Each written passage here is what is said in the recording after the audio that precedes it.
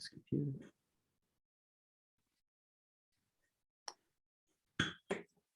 Hey, folks. Welcome to the Battles of the First World War podcast. Joining us today is Matt Dixon, the host of the Footsteps of the Fallen podcast. And I am truly excited that he is here. Matt is a military historian, battlefield researcher and guide, author, and of course, podcaster.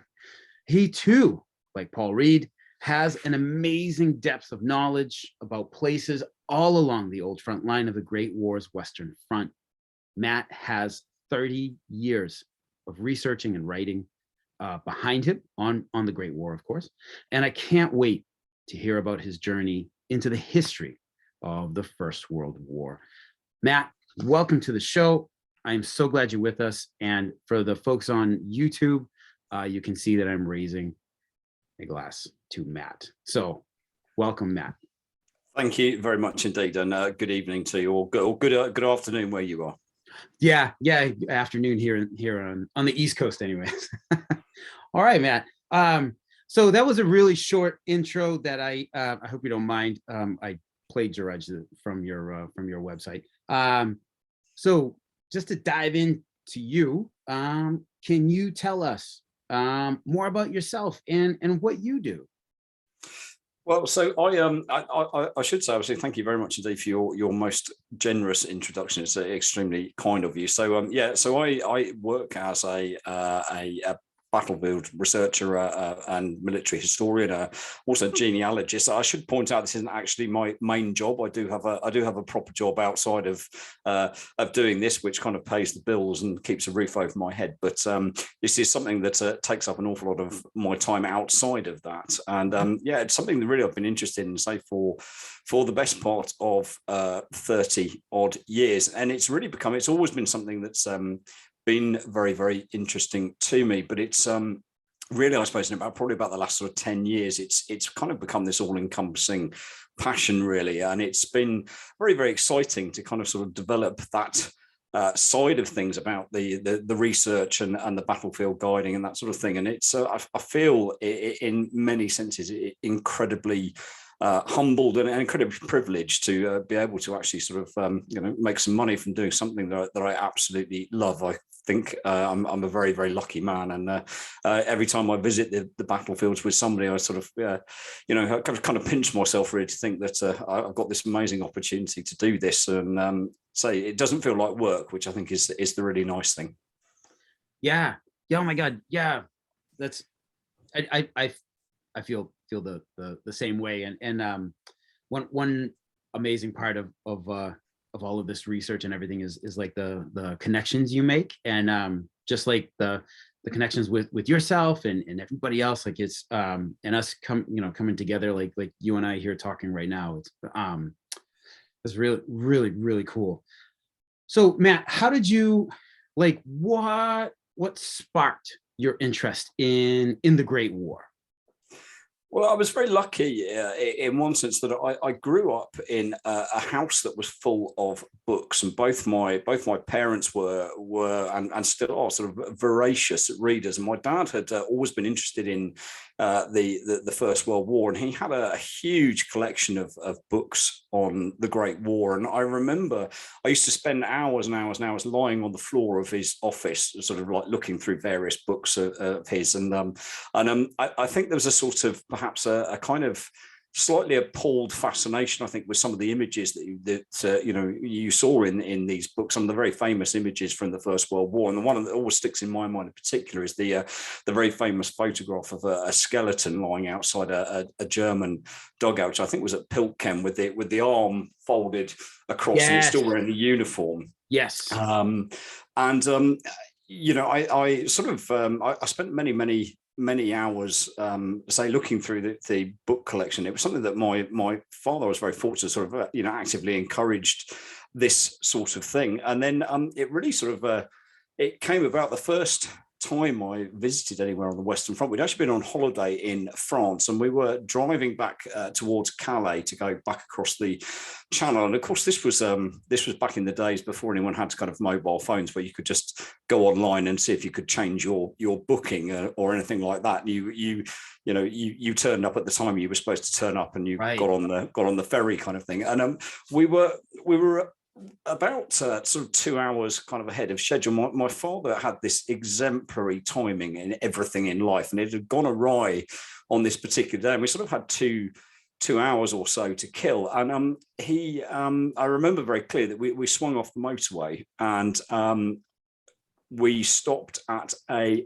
war cemetery, and it was Canadian Cemetery number 2 at Vimy Ridge.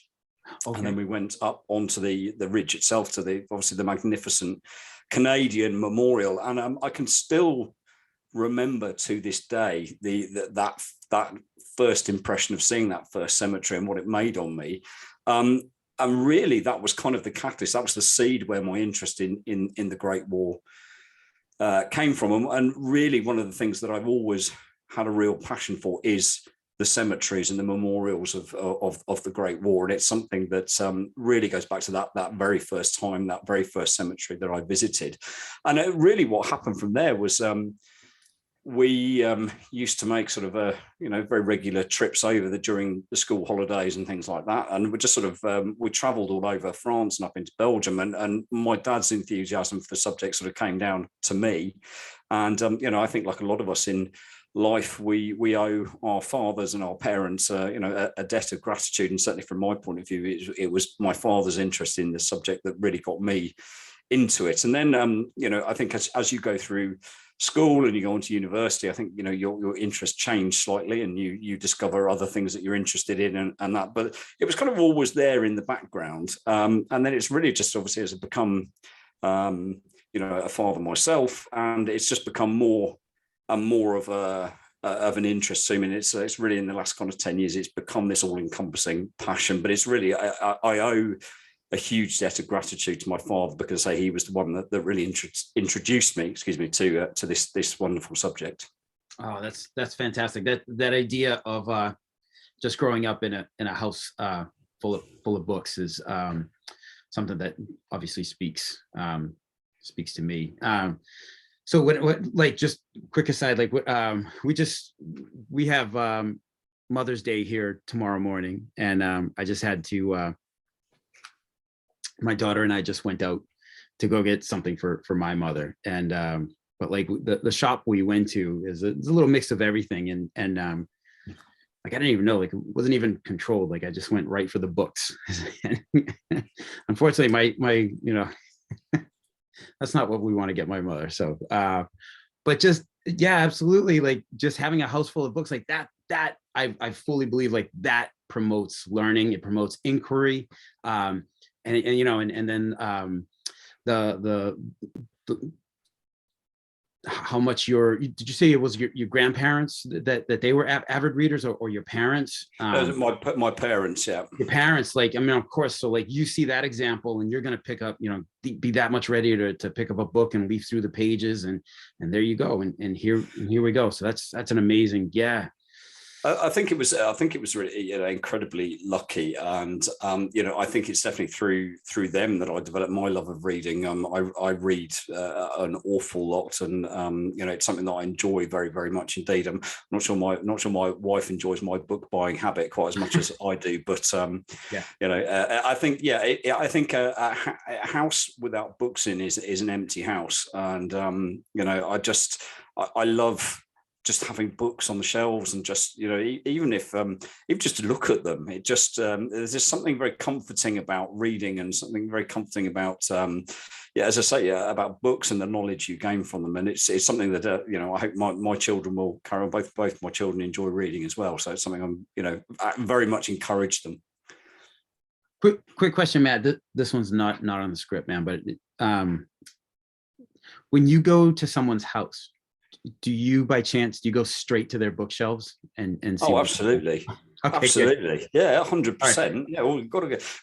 Well, you can tell, I think you can tell an awful lot about people by the books they read and the books that they have on the shelves. But yeah, 100%. It's like it's sort of like legitimate snooping on people, because you can get such an insight into people and their lives by the books they read. And and it opens conversation as well. I think that's the wonderful thing. And you always get you always see something that maybe you've never heard of, a book you've never heard of, and you think, well, that looks really good, and maybe you'll read that, and then you discover a new author or a new genre or something like that. And that's what's the really exciting thing about it. And I think the lovely thing about books is you're never going to read them all. So when you finish one, there's always another one to read out there. So it's but yeah, very, very much so, very much so. It's definitely I'm definitely a bookshelf snooper. That's awesome. So you told us you've got your first visit to the Western Front is Vimy Ridge. Now one thing I apologize here, I don't want to skip around. Do you happen to have like family members who were in the Great War? Any? Yeah, so my dad's side of the family were all military, and they go back many generations. They all served in the military. The majority of them were cavalry soldiers. So there were members of the Hussars, the Lancers, and that sort of thing. And one of the things that we're very, very fortunate about is we have actually, my parents have the collection of sort of family medals that go back right to about sort of 1840, 1850, something like that. And it's remarkable, I think, when you look at them, and you've got medals that have got Queen Victoria on, which is just it always makes the hair on the back of my neck stand up whenever we kind of see them. So so I came from a military family. My father was a military man as well. He was served in the Royal Marines, and obviously he had I think that's a lot where his interest came from in military history. But in terms of the Great War, there was a number of the family served, and some of them sadly lost their lives during the fighting as well, all the way through the war. So one died at Christmas 1914, and then there was another one in 1916, then another one in 1918 as well. And there were a couple survived, and there was one of the brothers actually survived the whole of the Great War, and then very sadly he lost his life in 1920 in a road accident where he fell off the back of a bus and was run over by a horse and cart.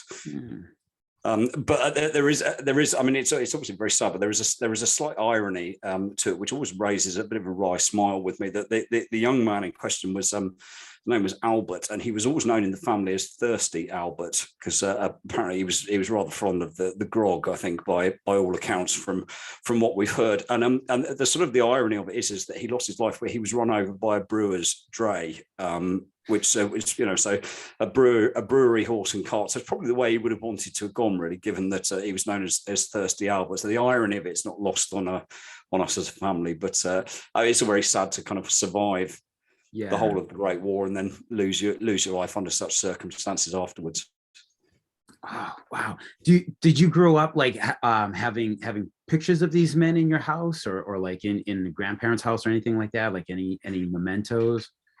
Yeah, absolutely. So we're very, very, very fortunate that my family have kept a huge amount of sort of like artifacts and memorabilia and that sort of thing. So there's all sorts of correspondence and communication. Obviously, we have all the medals that belong to them as well, which are very, very nice, and have the Princess Mary, the Christmas tins that they were given, and that sort of thing. And the great uncle who died in 1914, it's actually quite remarkable, because we have a letter at home from the doctor who treated him. And of course, I mean, it was still so early in the war that the doctors actually still had time to write to the families of the deceased. And of course, as we know, what happened as it went on, there was no way that was going to be able to be sort of sustainable. But it's a remarkable sort of document to actually have this, where it talks about what happened to him, and that he thankfully he died very, very quickly, but it was quite unexpected, I think.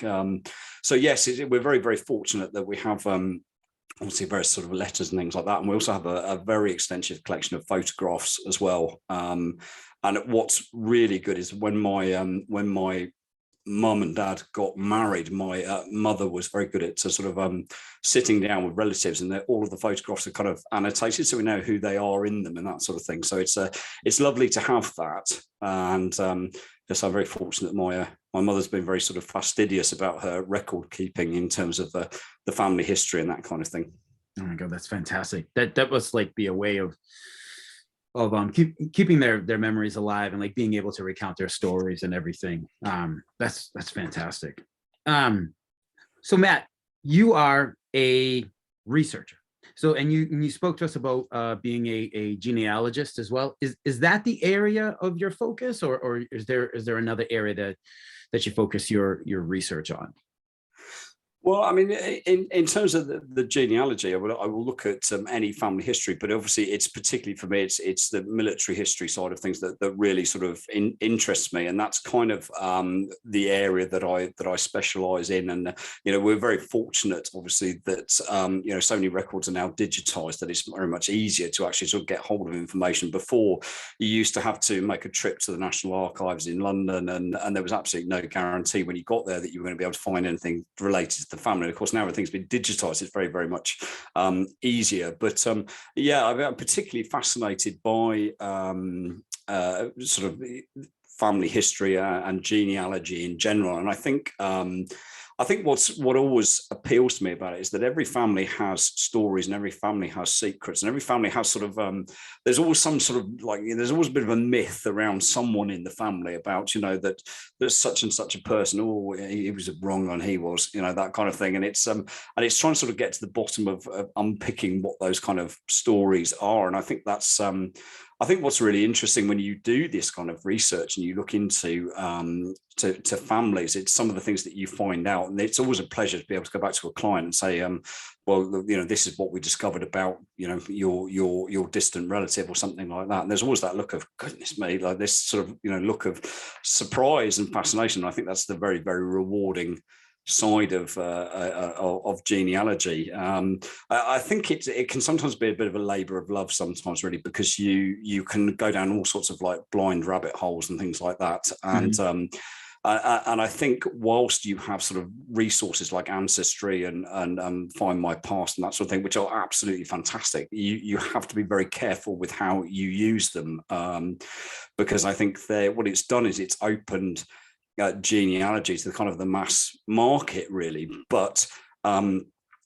whilst it makes researching easier, it doesn't take away the fact that you do need to sort of go to a deeper level to be able to absolutely ascertain that your facts are correct. And I think sometimes there are a tendency that people create family trees, and because Ancestry comes up with a connection, there's an assumption that must be factually correct. Right. And in many cases it is, but to really understand it, you need to drill down at a sort of a deeper level, because I think there would be nothing worse than sort of going back to a client with information and saying they're categorically true when actually, well, we can't categorically say it is. On the balance of probabilities, it probably is.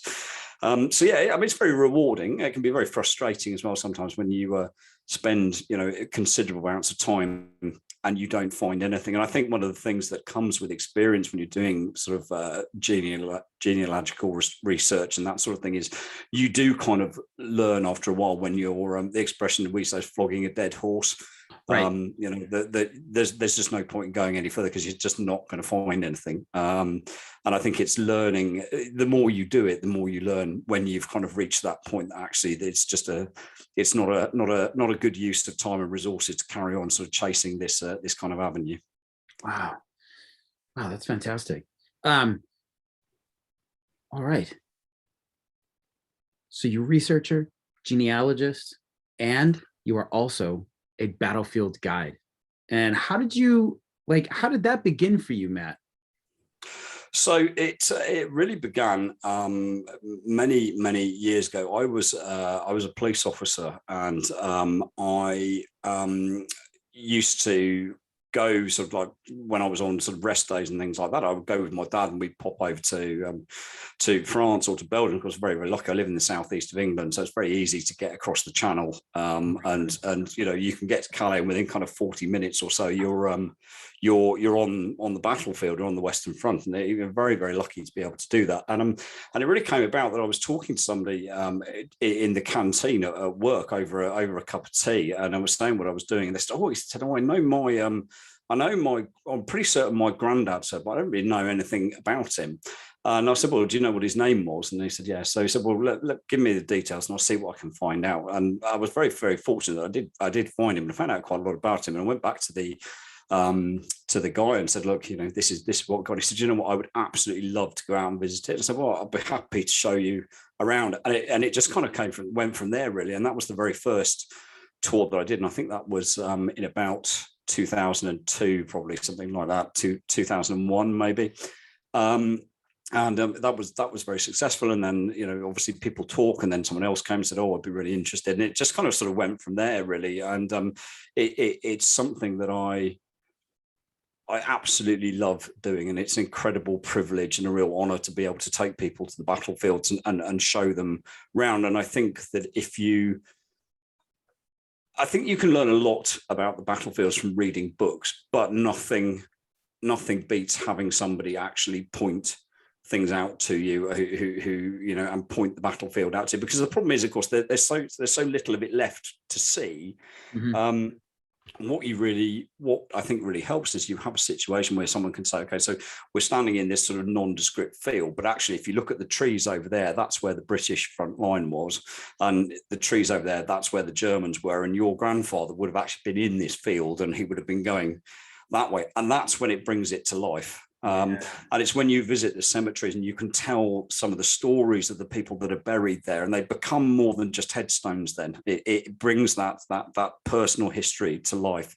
And I think that's that's one of the sort of the good things that comes from battlefield guiding. And it's very, very lucky as well. I mean, there are some people who I've guided become great friends, and you know, I'm incredibly privileged to have those sort of relationships with people. And it's one of those things where you're doing it, and I never, you know, I'd pinch myself and go, "This is just what an amazing opportunity to take somebody and share my passion and my enthusiasm for this subject, and hopefully you know, bring your experience to life." So I absolutely love it. I really do. So I'd love to do more often, but you know, who knows what might happen in the future.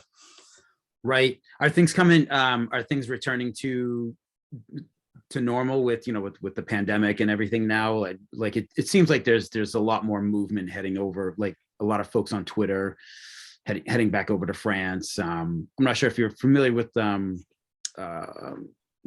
Alex Churchill and the Great War Group, and like they just went over to Jordan. I was like, yeah, wow, amazing. Like, so yeah, absolutely. I mean, so I'm off over to the battlefields in about 3 weeks' time. We're back to Ypres for the first time since 2019. Obviously, with you know, the pandemic, we haven't been able to, and we're going on a two-day visit over there. So yes, I think thankfully things are. I think things are picking up, and obviously now it is now there are no travel restrictions. It's much easier to get over there, and I think, you know, I think it's great for us as battlefield tourists, but I think it's also fantastic for the people who live and work in Ypres and on the Somme, because you know their lives have been, you know, impacted as well, not just by lockdown, but the lack of tourism, the lack of battlefield visitors and that sort of thing. So I think the sooner that we can get back to some sense of normality, I think the better for everybody, and particularly those who rely on battlefield tourism to make a living out of it. So it can't come soon enough. I'm very, very excited to be going back to Ypres again, and it's a place that I missed very much over the last 3 years. So really looking forward to it. Oh my goodness! So we might have to talk more later on after this recording, because I'm going to be heading over there as well, like later in the summer, and I I don't know. I've never been up to Ypres, so I might try and make my way up there and do like a basic exploration. If you need a battlefield guide, Yeah, give us a yeah. shout. My God. Yeah. So can I just say, so for our uh, American or any listeners who are not British at this point, so you've probably been very good. But if you want to go ahead and step outside and scream at the fact that like we can't just simply drive over and be on the front line in like an hour and a half, like now, just hit pause, go ahead and do that, and then come back and join us, because I definitely could right now. Like that is so amazing, Matt, that you guys that you can do that like on your day off. Like I'm just gonna go ahead and hop over to France for the day and I'll be back. Like that's well, I was even more fortunate in one sense, because when the Channel Tunnel was built, I actually bought some shares in the tunnel itself, okay. And it was at the time seemed like a really sort of like good idea, and the shares themselves are absolutely worthless. But what we did get from it was what was possibly the most generous shareholder perk in British business history, and it can basically travel for free for as long as you keep the shares. Now the shares themselves are worthless, but they've retained the shareholder privilege, so it's literally a case you can actually turn up and they just get on the next one. So so it's a kind of double whammy really. And it's very, very lucky, as I say, because I do live in the southeast, and it's about an hour and a half drive down to Folkestone, and get across the channel, and then there's literally 40 minutes and you can be on the Western Front. So I could leave home at sort of 6 o'clock in the morning and be on the battlefields by 10 o'clock kind of thing. So it's very, very lucky to be able to do that. That is fantastic. I have to say I'm mildly jealous. I'm trying to contain it. But like that's so cool. That's just why I mean, if I had that situation, I would be just like you. I would be like, peace out. I'll see you guys. I'll be back for dinner. Well, there've been times where we've gone over literally just to go to the supermarket in France, and that sort of thing. And there was a time, probably about 15 years ago, where it's not the same anymore, but where petrol used to be considerably cheaper in France, and it was actually cheaper to go across and fill the car up in France and come back than it was to fill up in England. So you see, because unlike you guys in America, we get charged an absolute king's ransom for fuel. You do. Yeah. It's like anything we can do to get it cheaper, then we will. So yeah, no, I think you guys would be horrified if you knew how much we have to pay for a liter of fuel. So yeah, that's something that I always try to say. I'm looking at, we have rising gas prices here, and it's like, well, it's the situation in Ukraine, but it's also like, over in Europe they pay for it by the liter, so you need to just relax. And I filled my car up yesterday, and it cost me, for you guys, about $180. Wow. To fill my car up full. Oh my God. Like I would, yeah. That's it. We're just walking everywhere from now on. So well, I know, but what's really funny, you see, here in the UK is that we're going around petrol stations going, I found one that's only £1.59 a litre, and everyone's going, oh, that's amazing. So I kind of get used to it though. So yeah, I know. I hear you. Matt, your battlefield tours, when you carry one out, how do you approach it? Do you do I suspect you do, but do you get a lot of boots on the ground? Do you do a lot of walking, like walk through the land and everything? Of course, I'm sure this all depends on your clientele, right? I mean, but just tell us. Yeah, absolutely. Really, obviously, the most important thing to understand is this is about the client, and it's not about the guide. You are, as a guide, are there to facilitate a visit to the battlefield, and it's about understanding what the client wants. And if the client, say for example, is looking to follow in the footsteps of a grandfather or a relative or something like that, then obviously the tour is about that. So you follow where the regiment was, what actions they were involved in, that kind of thing. And that obviously has a different set of research that needs to be done before you go away. if somebody wants a sort of general introduction to, the Ypres salient or the Somme or something like that, well, there are certain key sort of sites that, you're always going to take people to provide a sort of a good introduction to a particular battlefield or something like that.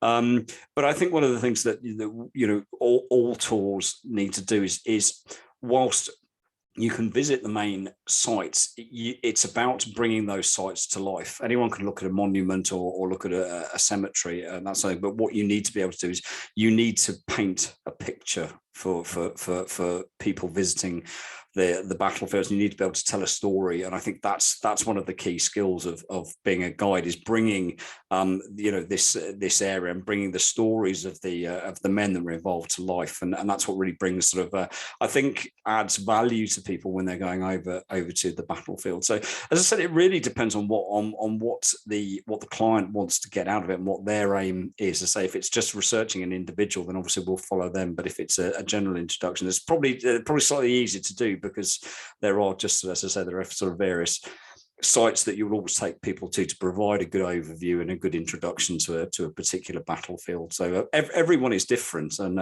everyone's requirements are different. And I think as well, you have to develop this kind of flexibility as well, because you can always guarantee that, best laid plans, something will go wrong, that there'll be a road closed somewhere and you can't get to a particular cemetery, or it's flooded or something. Anything that can go wrong probably will go wrong at some point or another when you're guiding someone around the battlefield. So you've got to have that kind of like contingency, that sort of plan B, I suppose. But I think most people are very relaxed about it and just sort of enjoy the experience of actually seeing these places. And it's, if you can weave in that kind of that personal stories and personal histories, well, I think all the better. It just adds value to the people who are visiting the battlefields. Whether you visited, once or you visited 100 times, you always learn something new every time you go over to the battlefields. And I think that's one of the really exciting things about being a researcher and a guide and having an interest in this subject. You never stop learning. It's fantastic. Is there a place on the Old Western Front that seems to always call you back, like a place that you tend to visit more than others? Oh, absolutely. For me, it's Artois. So it's the battles of 1915. Really? Okay. Yeah, absolutely. That's the place that draws me back time and time again.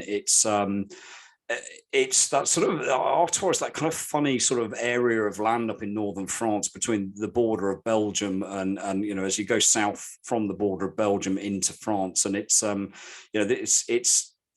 France is a beautiful country. I think even the most committed Francophile would be hard pressed to describe Artois as one of the beautiful parts of France, because it's pretty grim there. It's very industrial. It's pancake flat. But for me, I think it's the forgotten front of the British Army during World War One, and there was so much fighting in such a small area, and the problem I think that military history has, particularly First World War military history has, is that there is understandably there is a real focus on the Somme and Ypres and Passchendaele, right. And I think some of these sort of these battles of 1915 have kind of been largely overlooked by military history. So I mean, places like Neuve Chapelle and Aubers Ridge and Festubert and that sort of thing, and there's so much history there. In 1915, I think for me was really the year that the British Army changed, and it changed from this being this pre-war sort of force that was used to fighting these kind of like colonial imperial wars, to when you sort of you had the Kitchener Volunteers, and that then led into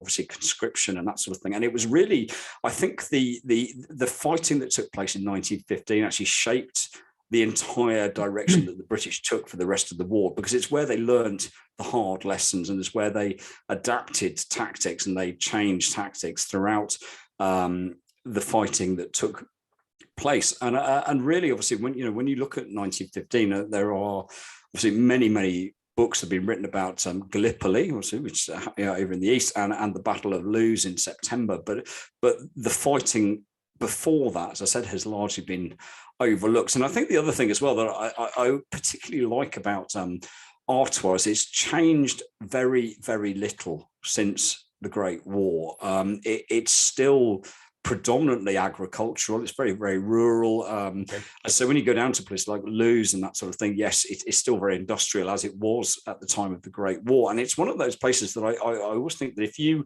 were to take a Tommy with you, they'd probably recognize quite a lot of what's there now from what was there during the war. And as I said, it's very, very compact.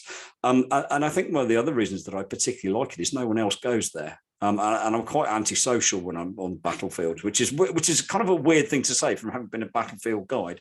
But when I'm visiting it there, I spent 3 days walking the battlefield around Lewes, and I didn't see another person for 3 days.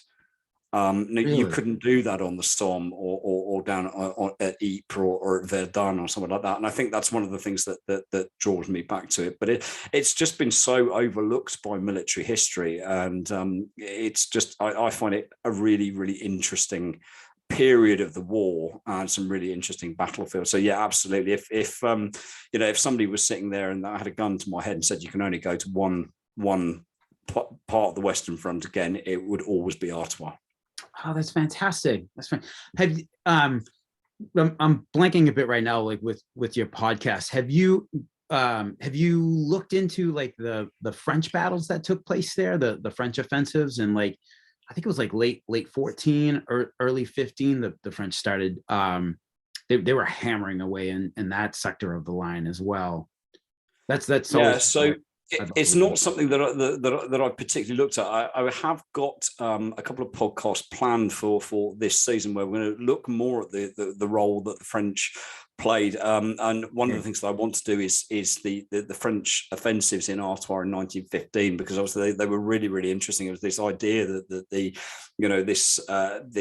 this great breakthrough was going to take place, and they were going to be surging across the Douai plain towards Lens, and of course that didn't happen until really 1917 when Vimy was finally taken. Mm-hmm. But even then, it still didn't. This great breakthrough didn't take place. So yes, so it's something I'm going to look at. I've got a plan. I'm going to look at the fighting around Givenchy around Christmas 1914 sort of early January 1914. I want to look at the Canchy and the brick stacks and the fighting in the brick stacks, and then, as I say, the French offensives in early sort of 1915, because I think they're really, really interesting. And it's particularly interesting as well, I think, when you look at it, because it was that period of time where I saw it described as the entente discordiale, where it was the all-time low point in the relationship between the British and the French. And I think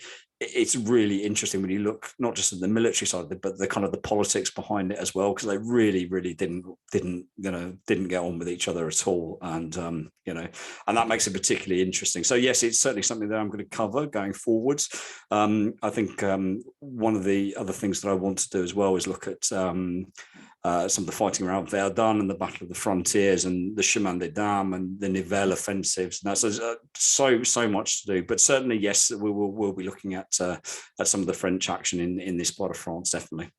Well, that's fantastic, Matt. If you would, for those of us like myself who may not know a lot about this period of the entente discordiale, can you just give us like a brief, like why was this a low point in the Franco-British relationship?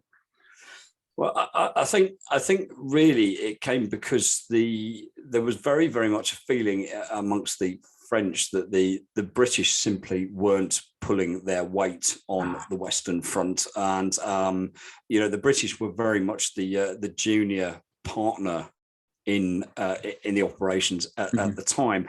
And I think what's really, really interesting when you look at what happened, Sir John French was in an absolutely impossible situation, because sort of politically and morally, there was an expectation that he should be cooperating with the French, but he really wasn't militarily in a position to be able to do anything. And his hand was being very much forced by kind of the machinations in London of the War Office in Kitchener and that sort of thing. And it French was in a really, really impossible situation, and I think there was the other issues that came to light in early 1915 was the French had promised that they were going to send a division up to Ypres to help take the strain off the British, and this never occurred, and this was this was a long-term sort of bone of contention, and I think really when you look back at it now, I think it was very unlikely it was ever going to happen because the French really had very little interest in Belgium, and I think there's I think it was slightly wishful thinking on French's part that the French would actually commit to sending troops there, and I think really once the sort of December 1914, once the French, handed over, Ypres and Belgium to the British, it was almost a case of, well, we've done our bit now. We're more concerned with our homeland and our home nation. So it's a really, really interesting part of the war. And as I said, I mean, French is a man who is, I think, in some parts much maligned for some of the decisions he made, particularly later in the war at Loos and things like that. But he was in an absolutely impossible situation. I mean, he really was, and he was being forced into taking military action that they really didn't have enough men, equipment, resources, and above all, ammunition to be able to launch any kind of effective offensive, and that's really what you saw throughout 1915 when you look at Neuve Chapelle and Aubers Ridge and Festubert. I mean, they were all disastrous because they were kind of military actions that I think the British were being forced to take because they had to be shown to sort of be doing their bit. But when you look at it actually militarily, they really weren't in any position to be launching offensives, and it's shown very much by the enormous casualties they suffered. Wow. Yeah, thank you for that. Thank you. Wow.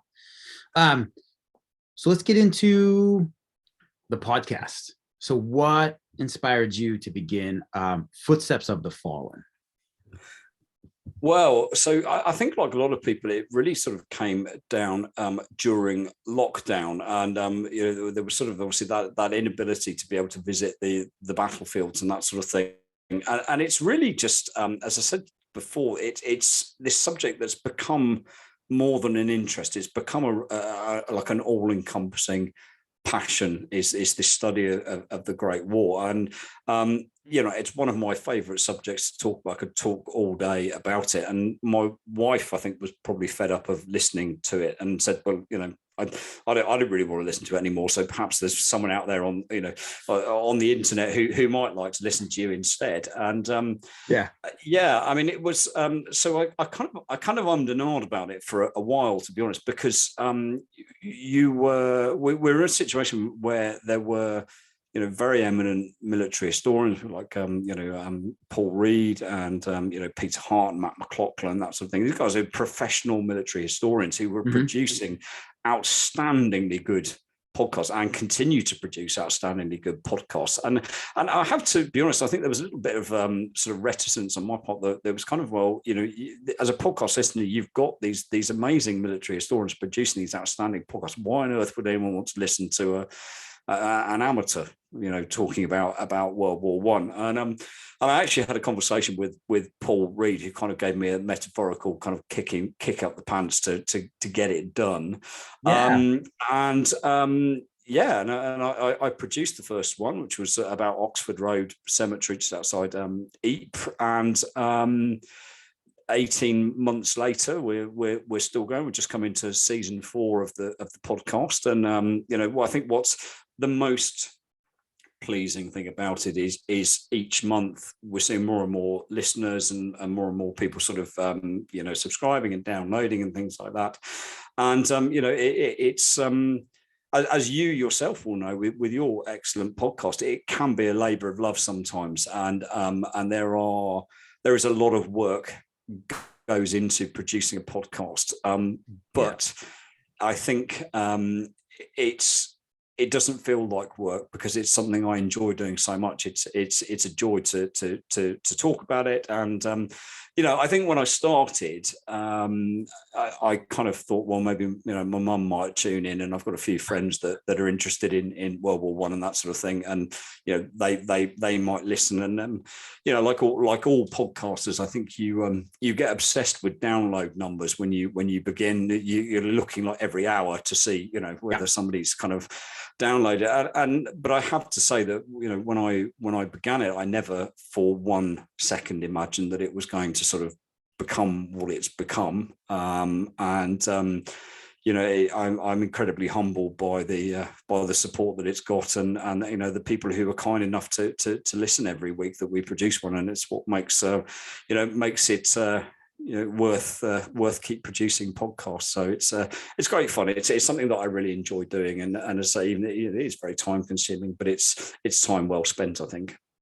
Oh my God. I mean, number one, I mean, as some people might say, like, it keeps us out of trouble. But it's more like I've talked about this, like with my own wife, who is equally done with listening to stories of World War One, as is everyone else in my family. And that's a comment that I hear a lot. It's like listeners will reach out and they're like, oh, I hope you don't mind, like me sharing this with you, but like nobody else in my family wants to hear this stuff anymore. And I'm like, oh my God, yeah, please fire away.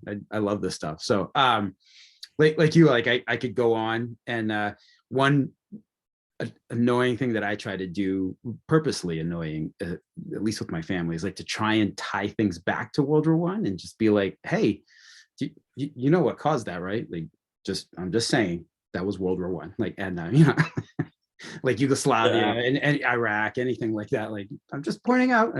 But as far as like doing the work and everything, yeah, like it's you seem to you get the same feeling of like it's a project, it's an ongoing project, and it's something that you enjoy working on. And it is slow to me. Like, I can never move fast enough. I can never put out episodes quickly enough or right enough, but it is always something like I look forward to, like my evenings once everything is done. It's like, yes, let's sit down, let's start reading or looking into this next like little topic here. So that's fantastic. That's so. I think as well the thing about it is that somebody said to me the other day, said, when are you going to stop?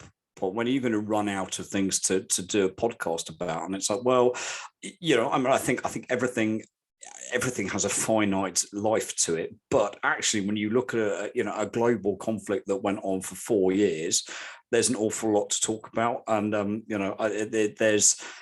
think you're going to struggle to run out of things to talk about. But I think all podcasts will kind of reach a natural point, is that when listeners find that there are other podcasts out there that are more interested to them, I think that's when it kind of reaches a natural conclusion. But hopefully, that won't be for some time yet, and we'll carry on for certainly the foreseeable future, as there's a lot more to talk about out there.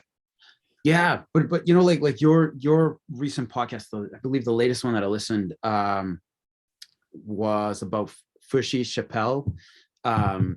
In the Arras area, like in that, I mean, that's something, first of all, I had never heard of that particular little area, and I'm not very well versed yet in the Battle of Arras. So like, my God, like that's where you're absolutely correct, like where the stories, like there are an almost infinite number of stories, like because everyone sees the same event from a different angle, but well, I think one of the things that I found really interesting was that I was thinking about this when I had a sort of couple of weeks off between the two seasons, and I think what's important for podcasts is that you kind of find this formula that works and seems to sort of engage your listeners. But I think it's also really important that podcasts evolve, and whilst you don't sort of fundamentally change the key things that you look at in the podcast, I think it's really important to perhaps sort of broaden one's horizons and that sort of thing. And one of the things that I'm really sort of trying to do in this season coming up is what I call beyond the front, and it's really to sort of try and move away from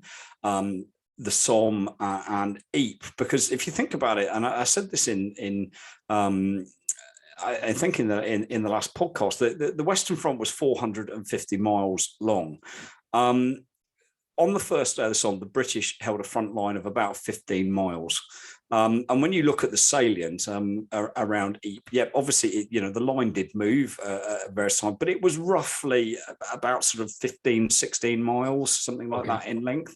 So that's 30 miles for 450-mile front. But when you look at the number of books, the number of podcasts, the number of programs there are about Ypres and the Somme, it's actually an inordinately high percentage for such a small part of the Western Front. And one of the things that I really wanted to try and do in this series was sort of go forward and say, well, actually, whilst completely understandably, because these are the Somme and Ypres are mythical places to the British and the British military, and understandably because of the sheer number of casualties that happens. Of course, they are very, very prevalent in the British psyche when we look at the Great War, but actually there's a whole world of other places out there that all had action in them. There was all fighting, and wherever there was fighting, there are personal stories to be told. So let's look at those areas that are beyond the Somme and beyond Ypres, and that's certainly something that throughout this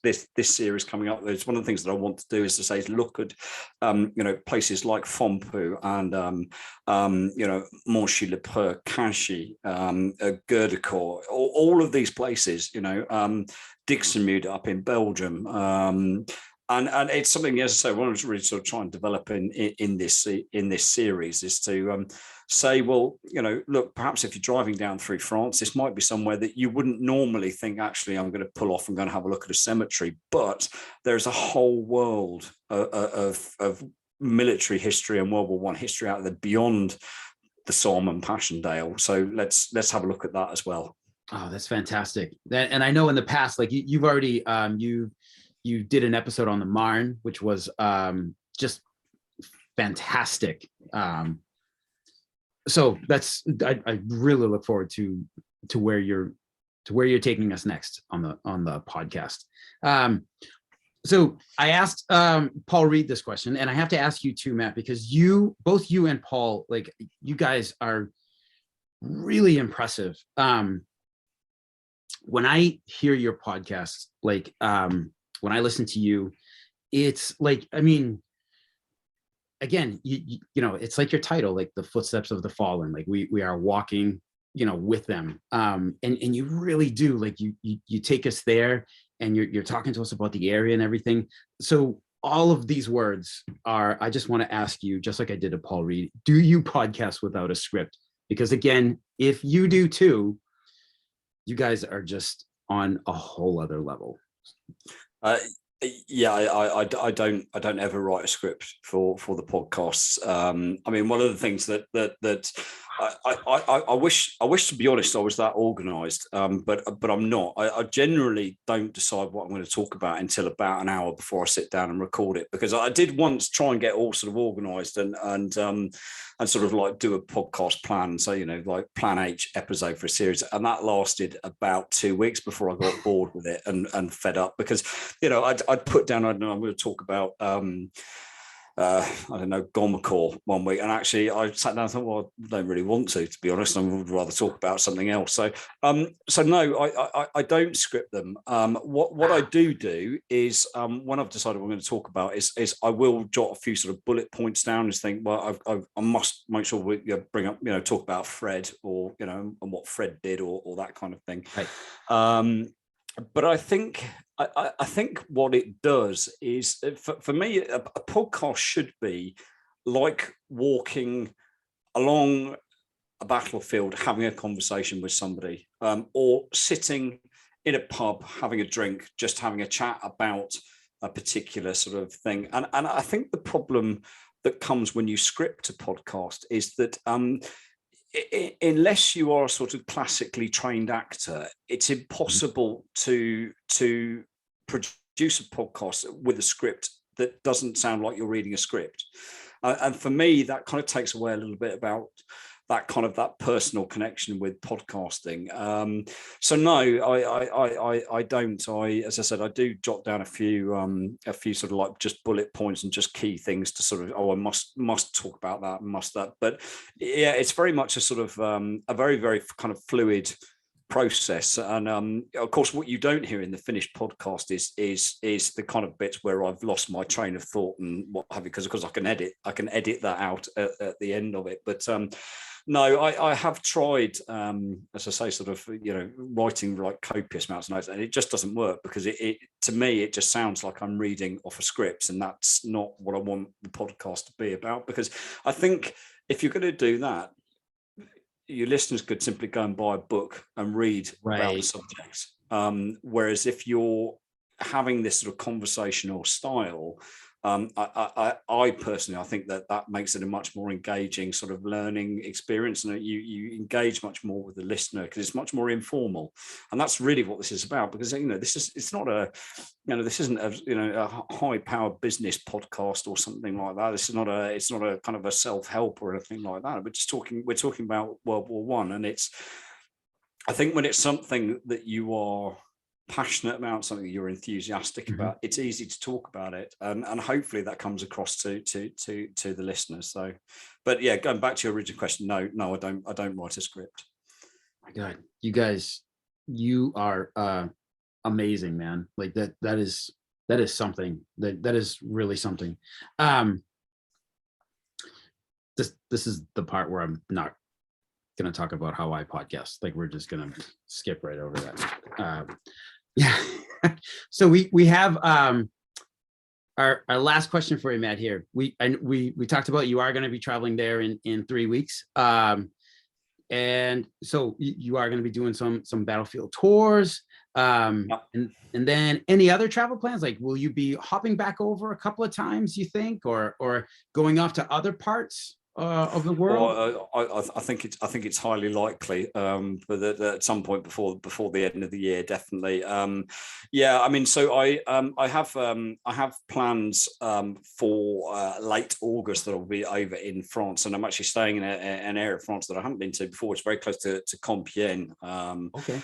So kind of sort of south of Saint Quentin, that sort of way, and it's an area of the front. I have been there before, but I haven't been there for many years. And this will give you some idea of the sort of the level of obsession that I have with this. That my wife told me, said, "Oh, this is where we're staying," and etc. etc. So of course, my first thing was get the atlas out, find out where the nearest Commonwealth War Grave cemetery is. And I'm like, oh yeah, I could fit in a few in that sort of thing. So so I would say off to France in August, and we'll certainly be visiting some of the cemeteries around there. I'm off to say Ypres in about 3 weeks' time, and I'm hoping to probably get over for maybe a weekend of walking in kind of September, something like that. Don't know where, probably Artois again, just to ring the changes sort of thing. So, but I mean, in fact, one of the things that I'm planning to do for a podcast later in this series is I'm actually going to go to London for the day, and I'm going to do a podcast about. It's going to be called 6 Magnificent Memorials, and I'm going to visit 6 of the Great War memorials around London and sort of tell the stories of them, because very easy for me to jump on a train in 25 minutes. I'm in central London, so it's very, very easy to do. So yeah, I mean that's kind of it for this year. I haven't had a conversation with the boss yet about next summer, but I would I'm hoping to maybe get back to Gallipoli for a week next summer, which would be fantastic. But I haven't mentioned that to my wife yet. So, but then again, there's probably no danger of her listening to this podcast anyway. Right. So because it's World War I related, so she'll kind of switch off at that point. So I can probably get away with saying that. I was going to say, and we've also we've been at it for a while, so this is the point where any family member would have been like, "Hey, look, I've done my part. I listened to 5 minutes. I shut off." So and we're well into it. So Well, yeah, she's known me for so long now. She knows what I'm like, to be honest. It's like, so I got said about this holiday, and I got really excited because it's like, oh, this is Warsaw. She went, oh, that's nice, dear. And it was like, right, okay, we've reached that stage right. of the conversation. And yeah, there was something on social media actually about 6 months ago where somebody said, oh, at what point during the conversation about visiting the battlefields does your other half stop listening? And it was like, well, normally the moment I mention it, to be honest. Right. So Exactly. like we don't get beyond the planning stage, to be honest. So but Exactly. yeah, fingers crossed. We'll certainly get some trips in, and I think now, obviously, now that COVID restrictions have gone down, and we're very Right. fortunate that it's much easier for us to travel without the restrictions of having to get tested on the way back and that sort of thing. So hopefully that will open up the opportunities to go and sort of pay some visits and that sort of thing. I mean, one of the things that I'm really looking forward to, I have a very dear friend of mine emigrated to live in New Zealand about 12 years ago. And there is a particular grave in a particular cemetery in Belgium that I said to him that whenever I got the opportunity, I would go and put some flowers on this grave for him. And of course, I haven't been able to do that for nearly 4 years now. So when we go back over at the end of this month, the first place I shall stop is at Zudikert on just on the Belgian-French border, and go and put some flowers on this grave again. So I'm very much looking forward to that. It'd be nice to be able to do that and go and visit this chap again, because it's been say nearly 4 years since I've last been able to do that. So yeah, really looking forward to it. That's fantastic. That's fantastic. Matt, at the risk of getting in trouble with the missus, will you be like doing any podcast episodes like while you're over in France, like on this family trip? Are you gonna like record right on site? Yeah, I hope so. So one of the things that I've done is I've made an investment in some vlogging equipment, and one of the things that I keep meaning to do is to actually produce a sort of like a video diary sort of thing to go onto the YouTube channel and that sort of thing. And I'm absolutely determined to do it. I went over to Neuve Chapelle and did a walk around the battlefield there, and it was kind of the first time I'd used the equipment, and I learned an awful lot about how to use it, because to be honest, what I produced really wasn't very good, but I learned from those mistakes. So hopefully going forward, it's going to be a much more sort of better quality footage put forward. So yeah, absolutely, it's certainly something that I want to do, is actually record something on the battlefields. One of the places that I think we're planning to do is go down and walk around Plug Street Wood. And for me, it's I love that part of the battlefield. You go down through sort of Weitschage and Messines, and then down to Plug Street. So yeah, I'd very much like to record a podcast there. I think it's a very atmospheric place, and I think it would be great to be able to do something, walking around the cemeteries there and around the wood itself. So yeah, fingers crossed, if the technology permits and my editing skills, when we get back and do it, then yeah, I think that's certainly something that I'm planning on doing. Oh, that's fantastic. That's fantastic. Matt, thank you so much for taking time out of your Saturday evening, where you, well, could you be doing anything better? I mean, well, yeah, you could be researching your next episode, but thank you so thank you so much for taking the time out of your Saturday evening to come on the podcast and talk. This has been a lot of fun, man. And I really hope like with Paul Reed, that we can meet up over there sometime on the old front line, and first glass of wine is on me. So it would be an absolute pleasure. And Mike, thank you very much indeed. It's a real honor and a real privilege to be invited to come and talk on your podcast, and thank you very much, Steve, for having me. absolutely.